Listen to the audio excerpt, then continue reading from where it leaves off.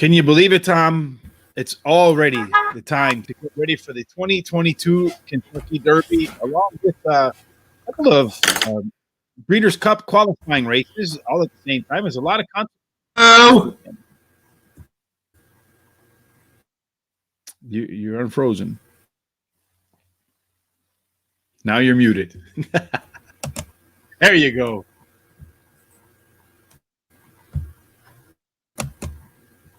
Are you with me today, Tom? John, Rich, I'm having a hard time hearing. Yeah, it seems like the internet connection might be a little bit funky at the moment. I don't know if it's on your end or my end. I don't think it's on my end. Yeah, you're muted right now, Tom, so don't unmute yourself.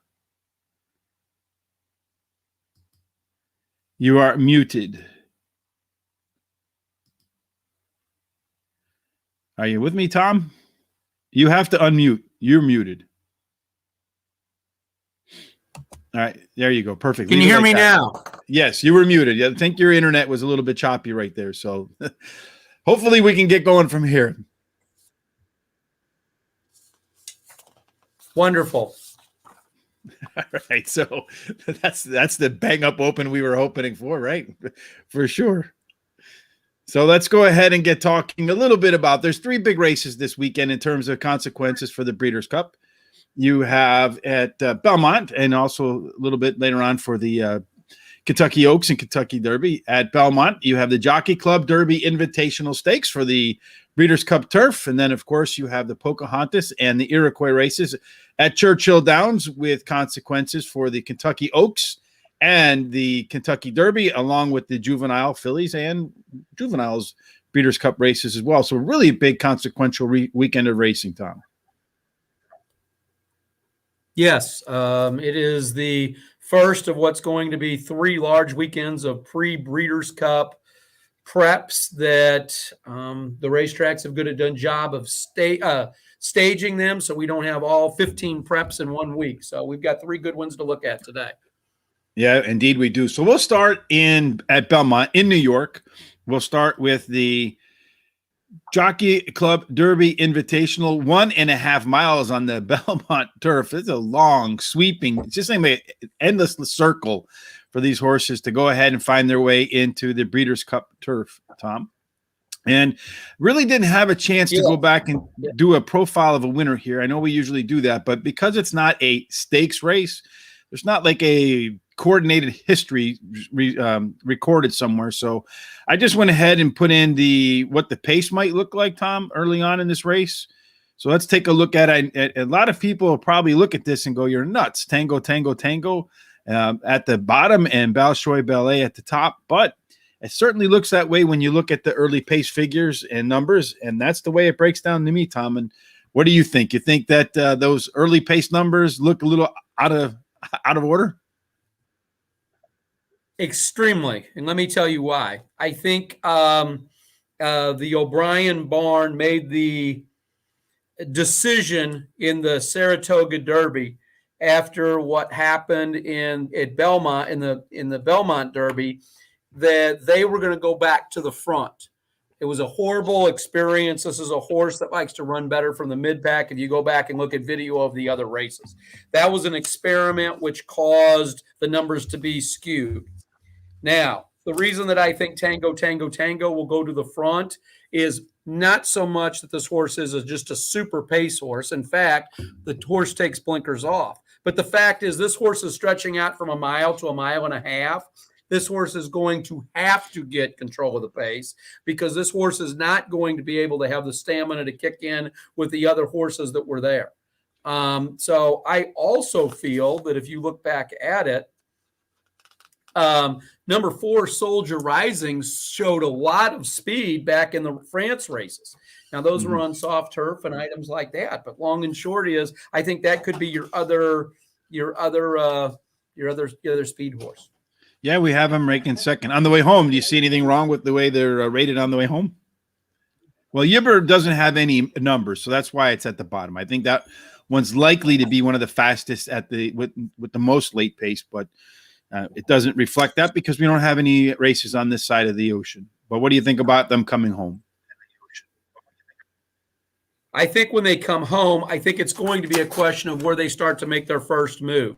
I think that historically, Gibber has been a horse that in the last half mile has gradually, gained on the leaders, as opposed to a horse like Step Dance or Bolshoi Ballet that wants to run that. Let me get out in the middle of the racetrack and run that real quick 2-3 furlong sprint to the wire.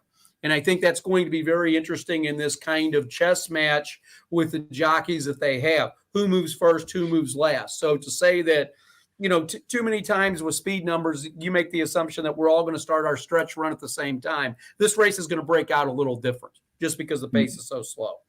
Yeah, I expect they're gonna walk out and sprint home. They might just gradually gain speed as they move along. All right, let's go through the field then, Tom. Tango, Tango, Tango. One of the horses you feel like is going to get to the front. Those early pace numbers say probably not. Yeah, Jack Sisterson's had a great job and really emerged himself on the national spotlight. And you look, this horse, tried 3 times to break its maiden. The first time got rained off turf. Second time they tried the dirt at Churchill. Then they took it to Ellis. Still couldn't win. Ellis is a quirky turf course at a mile and a 16th. Went up to Arlington in a $100,000 stakes race. That's a prep to the Arlington $1 Million Day. Broke its maiden. Came back in the Bruce D. Ran a pretty good race. Had a rough trip, but gave up the lead in the stretch at a mile. If you're giving up the stretch and the lead in a mile, how are you going to win a race in a mile and a half, taking a big step up in company? Barnes taking the blinkers off, try and slow this horse down. I don't think the jockey's going to want to do that, though. Pratt's never been on the horse before. I think this horse is really up against it. I will like this horse as a 4-year-old. I just think it's a little too green as a 3-year-old, especially against this group. I agree. Gibber, horse is coming in from Britain. I watched that race when it won last time out. It was very visually impressive. What do you think about Gibber? Gibber's out of the Godolphin barn, and all Charlie Appleby has to do is, everybody talks about Brad Cox's barn being so loaded. All he does in Godolphin say, okay, I need a horse that can run a mile and a half, and you got 3 to select from. You look at this horse over its career, it tried being on the front end, it tried being on the back end, but it's really put things together now that it's running these long distances. Loves to close, but it's a very long, deliberate close, not a madcap sprint like you see in the United States to the wire. Won a grade 3 and a grade 2 in its last 3 races. Throw in between that kind of a real race where they let this horse kind of run and put it toward the front, and it just never responded at Goodwood. Jamie Spencer rides this horse for the first time. Doyle and William Buick didn't make the trip over. You got to look at something like that. But I think that this is a horse that is not looking at winning Saturday. It's looking at winning somewhere down the road, whether it be the Arc or whether it be the Breeders' Cup Turf. I look at its record on a good surface because that's what I like to look at when those horses come from Europe over here. They're used to that wet, mushy, muddy, just slop over there. And when they get that fast and firm over here, a lot of times they respond. And his horses run exceptionally well the harder the surface has been, and it's likely to get a surface that it likes on Saturday at Belmont, in my view. The Tokyo Gold Horse, another horse that should be closing hard. Last time out at the Belmont Derby, I think just ran out of ground trying to chase down Bolshoi Ballet. Ran out of ground. The horse ran out of ground, but also you have to look at that great trip Johnny V gave that horse the last time. He put that horse right behind Bolshoi Ballet, and when Bolshoi Ballet went to the front, he stayed right behind this horse. I don't believe this horse can get the same trip. This horse 2-back did win the Italian Derby. So this horse does have some talent, but I just don't believe this horse can take the next step up to where it needs to be to win this race. Do you think it's a contender for a spot underneath? I think it's a contender for a spot underneath, too. Soldier Rising, Irad Ortiz riding in the horse, making its second start after a pretty good close here at the Saratoga Derby Invitational. Many times horses, Tom, I've seen make an improvement in their second U.S. start after making that trip from Europe. I don't disagree with that. This horse ran 4 times on very soft ground over in Europe. His horse has never been worse than second. Then this horse faced firm ground the last time here. If you look at the visual of this race, Irad made probably the best ride I've seen in a long time on a turf horse. He took this horse straight to the rail when it entered the stretch. Everybody else would ride. The rail opened up circa 2009 Kentucky Derby with Calvin Burrell. He hit this horse, and this horse took off. I just don't believe that same trip is going to be there with Gibber and Bolshoi Ballet and the Brad Cox horse running for all the wire this time. I think this horse is going to be a good horse. I think it's a horse that could hit the board, but I don't think this horse can win. No, all right. Step Dancer. Is this horse simply forgettable? I like this horse. You do, even though it was against state bred. If you looked at the video of the last horse, the race, this horse ran the fastest eighth of a mile of any horse that's in this field. Go back. I urge the bettors to go back and watch the replay of this race.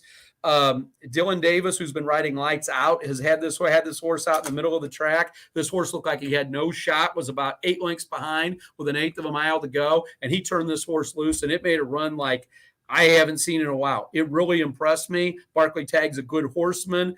And even though this horse has never run farther than a mile and a 16th, he wouldn't put this horse here if he didn't think he had a chance. Yeah, so Tom thinks he has a chance. I think he's going to have a tough go of it. Experienced is not very experienced and not quite sure where he fits. Well, this horse needs a real fast pace to chase to be effective. And found that out in the Virginia Derby. What? And he's not going to get that. So we can just go on to the next one. All right. We got 3 races to cover. Yes, indeed. Slicked back, just like the 80s hairdos I get. Well, maybe not. But anyway, what do you think about Slicked back? Any chance here? This horse will be closing late. 3rd time off a layoff. Maybe coming from Colonial Downs. Brad Cox and bet it and say, yeah, this horse is going to close. But if you look at, this is Brad Cox out of Brad Cox's Indiana stable, not Brad Cox's Saratoga stable, not Brad Cox's Keeneland stable, but Brad Cox's Indiana stable, which is probably the 3rd grade, the 3rd tier of horses that he has. Up against it today, I think his horse is improving. I think his horse will be a nice horse when it's all said and done, but we're not there yet. No, I don't think the horse has a shot personally, but you never know, right? Bolshoi Ballet, last time out, went to the lead. And then, at least ride co-pilot. Kind of faded a little bit at the end. Soldier Rising got in front of him there as well. So do you think that the extra distance today and maybe a little different running style will be beneficial for Bolshoi Ballet? I think this horse is going to come back and run just exactly like it did in the Belmont Derby. Same racetrack, adding ground. I think this horse can prove it can run. Distance is not going to be an issue out of Galileo.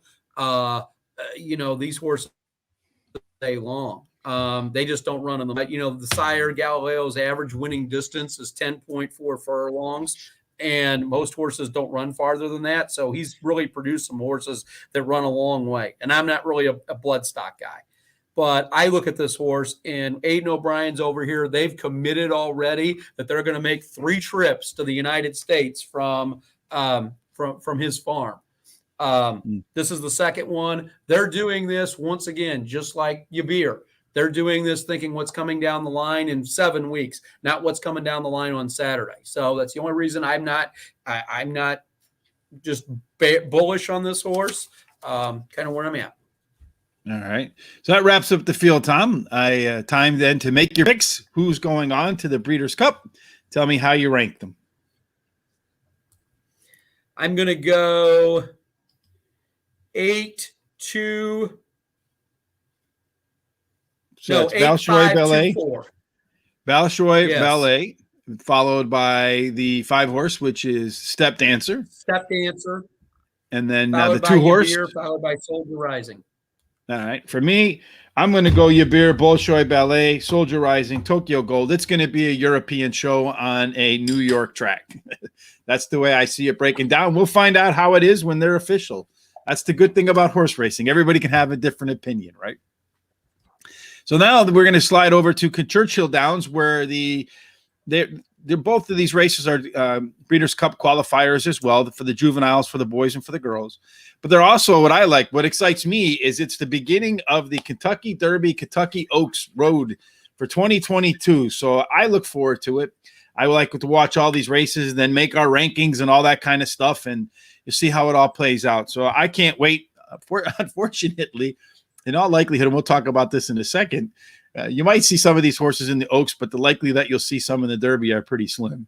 Let's get first started, Tom, with the profile of a winner. We're going to go with the Pocahontas race first. So let's start with the profile of a Pocahontas winner, Tom. And the profile of a Pocahontas winner looks a little like this. You don't want to be on the post-time favorite. The only 2 of the last 10 Pocahontas champs were the public's first choice, Serengeti Empress in 2018 and Sign in 2012. I think Sign only ran 1 race after that, too. Both went off as 90-cent favorites, and 5 of the remaining 8 favorites failed to even hit the board, so that's kind of scary. Be first or stalk. 3 of the past 10 champs went wire to wire, but if you're second or third, your race is probably over at the quarter pole. None have won, keeping the leader company. Otherwise, fifth and out has won 6 of the last 10, but no more than 8 after the first call have taken the checkered flag. And finally, 50% of the horses that do win the Pocahontas end up in the Kentucky Oaks. Only 2 have won, though. Serengeti Empress and Untappable went on to win the Kentucky Oaks. You think that there's any horse in this field from what you saw preliminarily that might have what it takes to get to the Oaks, Tom? Oh, I definitely feel there's horses that could get to the Oaks. I think the problem that we have as handicappers is we fail to realize these are 2-year-olds in the fall. Since the last time these horses have run, many of them have grown. So, you know, there's 2 ways you have to look at this as a gambler. Who's going to win on Saturday? Who's going to be a better horse 7 weeks from now? Who's going to be a better horse 6 months and 7 weeks on Oaks Day? I don't really pretend with the 2-year-olds. I hate them. I said, I don't have any false hope in 2-year-olds. I really, they're not my favorite to handicap for sure, because as you mentioned, some days they look great and the next day, well, you don't know what you're going to get. I just think of Dennis's moment in 8 Rings, right? The 2 horses were supposed to be great and neither one of them really amount to much. Yeah. Never is visual handicapping with nods to your guest, Maggie Wolfendale, on your Thursday night show more effective than in a 2-year-old race at this time of year. Well, let's take a look at what they've done so far in terms of early pace and late pace. On the 1s and the 2s, looks like it could be the fastest out of the gate. It might be. You want to be first, remember. You don't want to be hit second or third. So Goddess of Fire and Hit His Connection can have a little bit of trouble, it looks like. On the way home, Hidden Connection might have the best late pace. Joy Runner, Majestic de Oro, Goddess of Fire. I like that name, Goddess of Fire, Tom. So looking at the early pace and late pace figures, I know they're 2-year-olds, but do you see anything in there that stands out to you as, yes, I think that horse is going to get out fast, or, man, that one's way off? I think that Gaff Leon's going to have to take Lemieux to the lead much quicker than he would like to, just because he's got that outside post position to try and get position going into that quick approaching first turn. Otherwise, I would say I'm pretty agreeable with what I see on your list. Surprisingly, when I went through the post positions, though, Tom, it didn't really have much of an advantage. Like, it seemed like they went – you can win from anywhere when you leave in the Pocahontas. So I didn't really see any sort of advantage to be inside, outside, middle. It just looked to me like the best horse had the win, at least the best horse that day. The only reason I'm going to say that is you got to remember, this Churchill meet's unlike any other. There's no turf racing.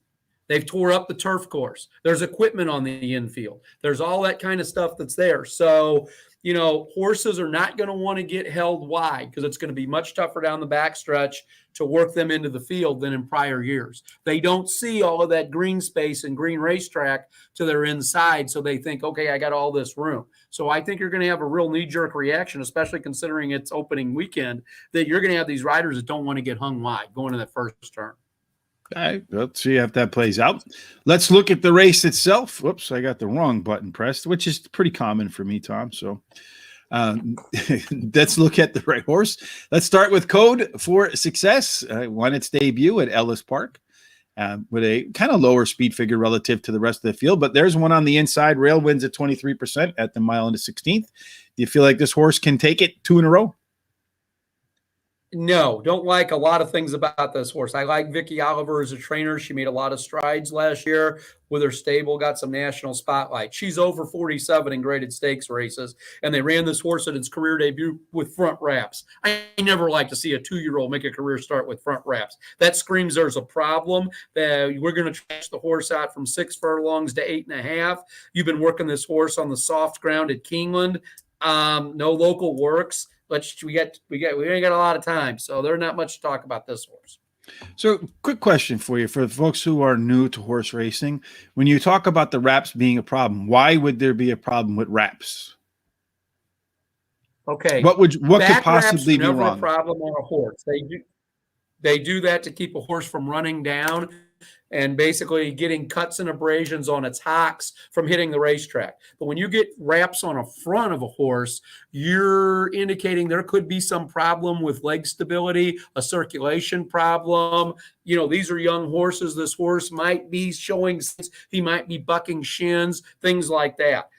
Young horses don't run with front wraps. Your older 6-year-old claimers that you see at, Parks and Penn National and Indiana Downs and other races we use for the pick fours on the midday program, they race in front wraps because they've had damage and they need support. But a young 2-year-old shouldn't need any front wraps at all. All right. So he's a championship horse. You go back and look at Derby pictures. What? No, I'm saying glad that we got that out so people can understand what the significance of that is. So you were saying about championship horses? Go ahead. About you go back and look at pictures of old Derby winners. You don't see any of them with front wraps on. But number 2, Goddess of Fire, very impressive in her career debut at Saratoga.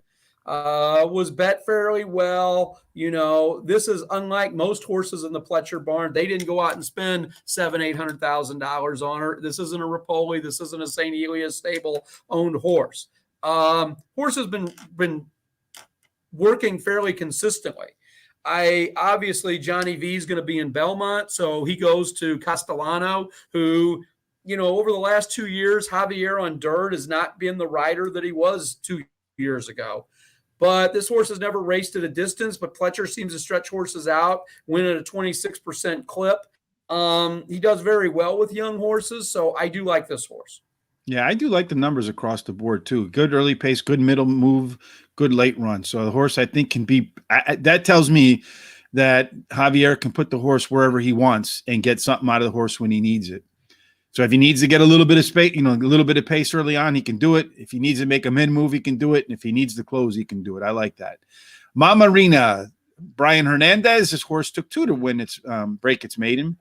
What do you think its chances are to go from Ellis Park to Churchill Downs? The workouts have been I'm probably not a big fan.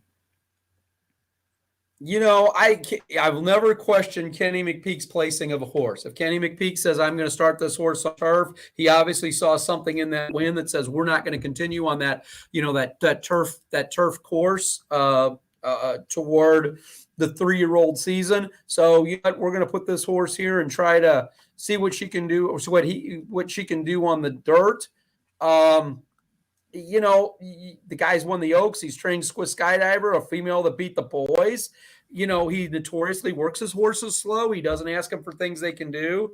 I just don't think this horse is bred to go 2 turns. That's all I'll say. I mean, never going to be known as any kind of 2-turn stallion. One on the 1 and the 2s, the horse last time won its debut at Churchill. Ran a nice second in $150,000 non-graded stakes. Came back in the Adirondack. It kind of struggled in the grade 2 at Saratoga. Comes back to Churchill. Since that race at Saratoga, has put in some really nice workouts. Looks like it'll probably be the favorite. You think that on the 1s and 2s will go back to that Churchill form? I think the horse will improve. I don't understand a couple of things about this horse. Number one, you weakened and then you only have worked 1 5-furlong work since that work. You would have thought that since the 8th of August up until almost the start of October, you would have thrown a 6-furlong bullet drill in there. I'm sure Norman Cassie's a good horseman. I'm sure he's done a lot of 2-minute licks with this horse. The other thing I don't understand is obviously it doesn't get a lot of support. This is the 3rd rider this horse has had in 4 races. So obviously no jockey out there has said, look, this horse is going to be a quality enough horse either at the Breeders' Cup or next spring that I want to put myself on this back and commit to this horse in this barn. And it isn't a question of the barn. It isn't a question of the owner. So, I just don't see this horse being the winner. Plus, it could be near the front. Majestic d'Oro. It's Majestic Gold. Horse won its debut in a huge win at 5 3/4 lengths at Indiana. Stepping up in terms of quality of track and in terms of quality of opponent. Can it take its form from Indiana, Shelbyville, right? Shelbyville, Indiana, to Louisville, Kentucky? Correct. This isn't a question of going from Shelbyville to Louisville. This is a question of going from 5.5 to 8.5. Working at Turfway with a 5 from work at Turfway. Actually, because the other one was done before the last race. This horse didn't face much. Nobody from that other race has come back and won in their follow-up race. They're all still maidens that he ran against a month later. I just don't see it. Maxine Machine. Horse is coming from Ellis Parkers too. Another one coming off the turf to the dirt. Brad Cox, Florent Garou. It's his top jockey. It's his go-to jockey. So this is probably the one he thinks has the best chance. He had the opportunity to ride the 4-horse and the opportunity to ride this horse, and this is the horse that he took. I like this horse. I think this horse, was just very work-like in its win. It didn't do anything spectacular. It won by a length and a half. But if you visually watch this race, 5 jumps out of the gate, there wasn't a doubt who was going to win this race. I really like this horse a lot. I do think with Cox and Louisville, he'll be bet more than he should be, though. Yeah. Knees and hips. Both things for me that ache as I get older. So will people ache if they put their money on knees and hips?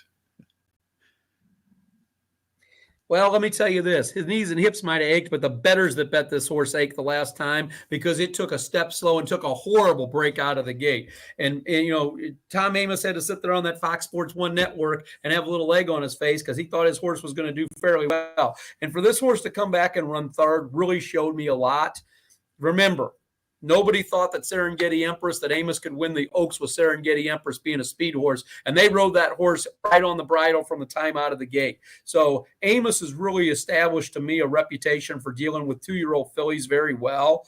While Miss Holiday Inn's not going to really pique the interest of people that are up in Lexington right now looking at book 3 of the sale, I'm telling you what, the Connect with the Connections of Curlin are going to be all over it. I like this one a lot. He likes the knees and hips a lot. Miss Chamita won its last, finally got its maiden broken at Indiana, 6 3/4. Not a big fan of horses that take 4 chances to go ahead and win their maiden, stepping up to a graded race against much stiffer competition. Horses, and they had to take it to 4 racetracks, and they tried the turf twice, and they tried the dirt. Mm-hmm. Simply forgettable. Next, Hidden Connection, Colonial Downs winner, 7.5 lengths. Ooh, big win right there. Absolutely forgettable. Hidden Connection's absolutely forgettable. Never raced a distance. Yeah, never raced a distance. Another one going from 5.5 to 7. I like Brett Calhoun a lot as a trainer. Look at this horse at the fairground season when she gets a little maturity as a 3-year-old, but not today. Not today. So Tom says, no, Lemieux, named after Mario. Horse has been real close in the last 2. First time out, second by 11. So you think Lemieux can take it to the next step? I do. I like this horse a lot. I'm never going to be accused of being a Tyler Gaffley-owned fan at all. But I do like Mark Cassidy and how he manages young horses. So, yes. Yeah, I like the fact that he's going to be, part of the pace right from the get-go. Finally, Joy Runner, number 11. It's undefeated in 2 in Indiana. Looks like this horse has got some good late kick. Might come in handy. Yeah, I think you're taking a jump today. You were running against some of the bottom quality horses at a second tier track, and now you're coming up to try and win a Derby or an Oaks Prep with Breeder Cup implications. There's just a lot of them I like out there. The distance is going to, the gun runners, they might be able to run very far, but they just haven't yet. So, no. All right. So how are you going to break them down, Thomas? What's your order? I'm going to go 7. I'm going to go 7 knee ships. I'm going to go 10 Lemieux. I'm going to go number 4 on the 1s and 2s, and I'm going to go number 9 Hidden Connection. 7, 10, 4, 9.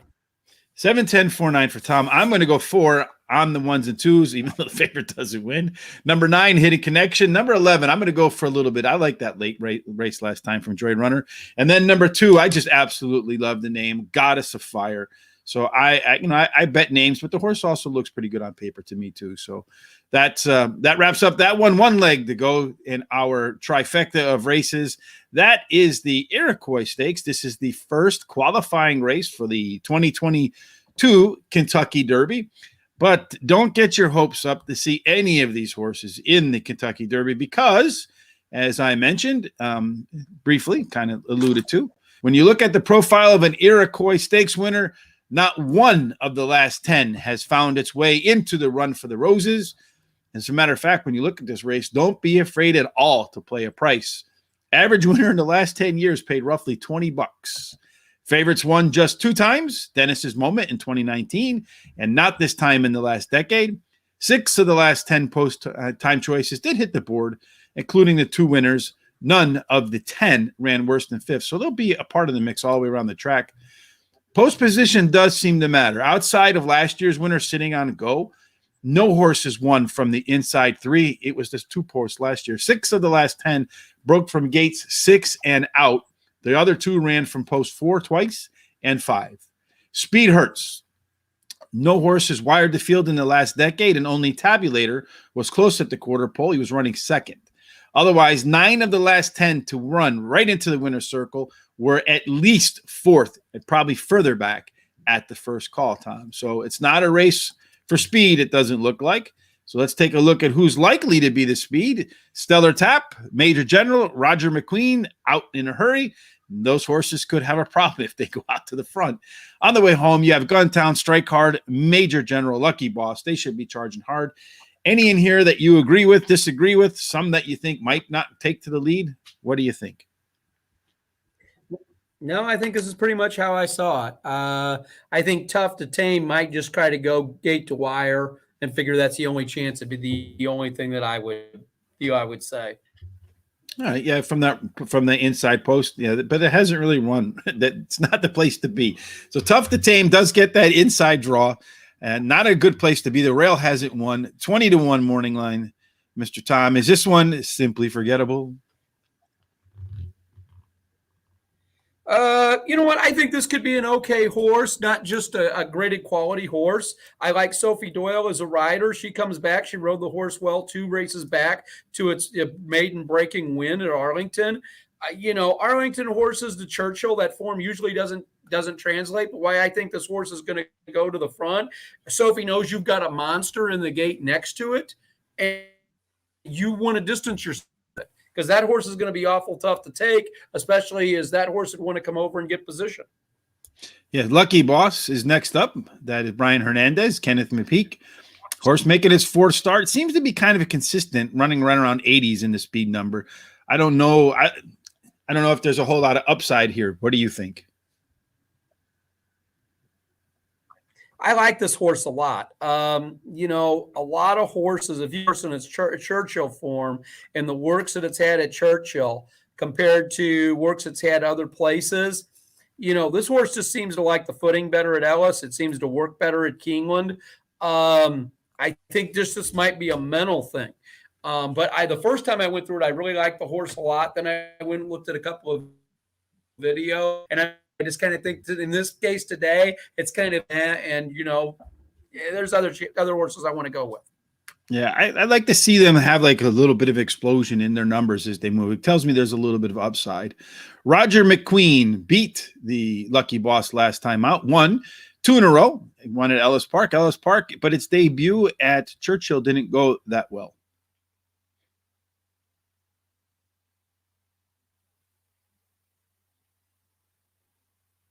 Are you with me, Tom?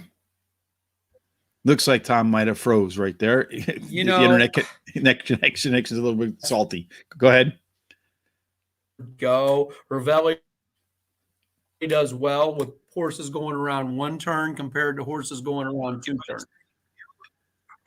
All right, next up, Strike Hard. Bunch of horses around 10-1. What I like that I see here is you see a nice jump up there. This is what I'm talking about. Yeah, Some I huge just think this improvement Roger from race McQueen, I one to think this race is a two. good one-turn horse. You're asking to do something he's never done before, and I don't know that he has the ability to go.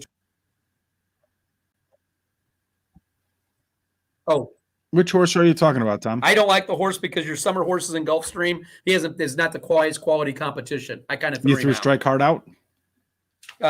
Strike Hard. Mm-hmm. Okay. So, yeah, because the internet's kind of a little bit goofy at the moment. So, Magnolia. Strike Hard. Yeah, it's really, I'm having a problem keeping up. Okay.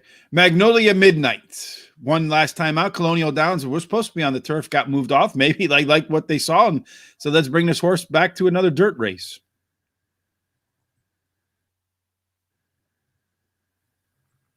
Yeah. You got West Point as the owner and Dallas Stewart. They've been teaming up and winning big stakes races for years. They spent $320,000 on this horse, and they're thinking farther down the line with this horse. If you look at the works, this is a very talented horse that's going to be very sneaky in this race. This is your upset play in this race, by the way. Magnolia Midnight, the upset play. Stellar Tap won its debut at Saratoga with a huge win against a field of 9. I like to see a horse that debuts against a big field and pulls away. Tells me that horse has a lot of heart, very competitive. Do you think that Stellar Tap has the heart to win? Stellar Tap. I think Stellar Tap is a horse that we're going to find out what this horse has got made today. I think this horse, how this horse runs, whether it's this year's Jackie's Warrior from the Asmussen barn or whether it's next year's Curlin from the Asmussen barn.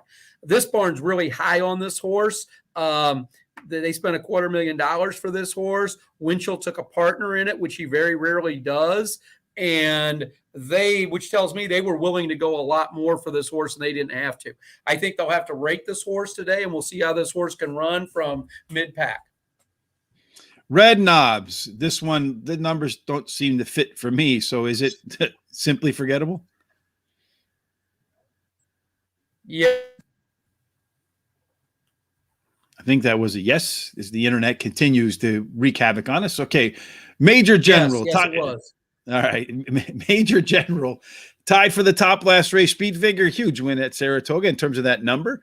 Was a favorite of part of an entry, it looks like to me. What do you think about the Major General? Can it improve?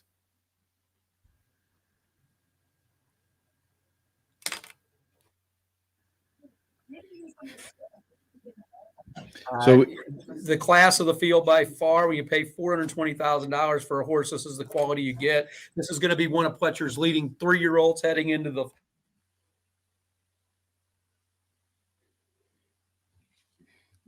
Gotta just love the internet, folks, right? some off and on. It's like those commercials where the people say, this is what they say, and this is what they heard, right? First of the year. I think this horse is by far. So I think Tom said he likes the 8 horse, by far the best. Mm-hmm. Number 9, Tom. We're having some real internet issues right now, so hopefully we can get through this. Guntown won its last at Ellis Park by 4 1/4 lengths. Looks to me like the horse is on the upswing. I do like that. Stretched from 7 furlongs to a mile. You think it can add the extra distance without a problem?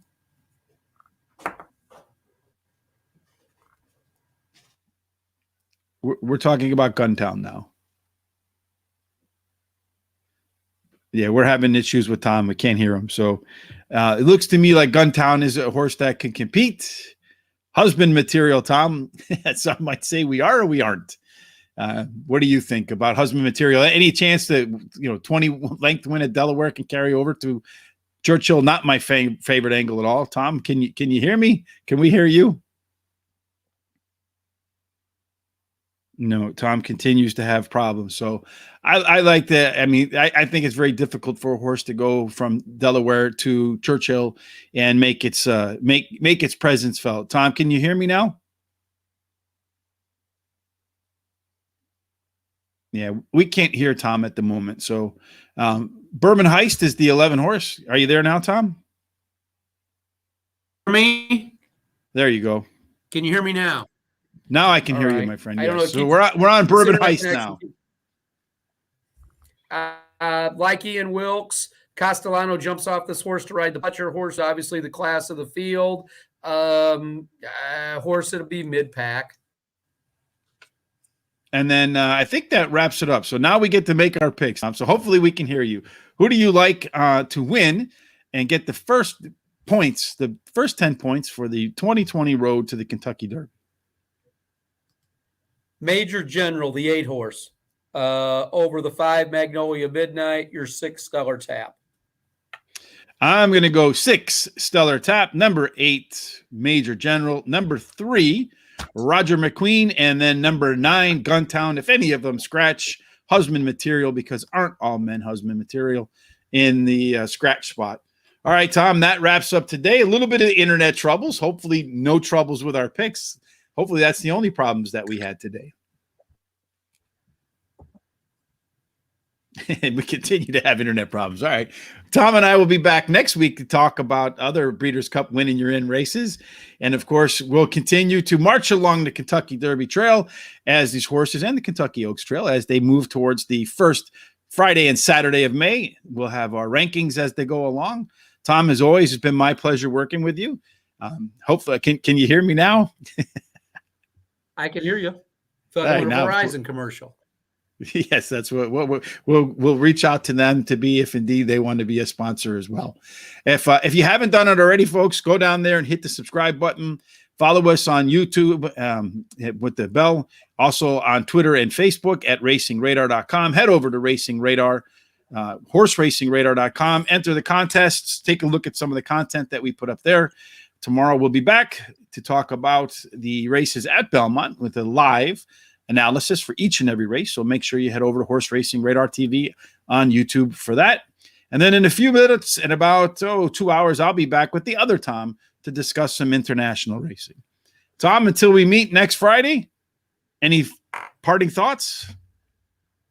Just remember, you're handicapping one of 2 ways. You're either looking at this for the Saturday picks, or you're looking at it for 7 weeks down the road, or in the case of the Churchill races, you're looking at it as the preview for and the prologue for next May. Indeed. I can't wait. Well, especially since now winter's coming here in Chicago. It's going to be awful. All right, folks, till we catch up again, as always, good luck with your tickets and hope to see your bets in the winner's circle.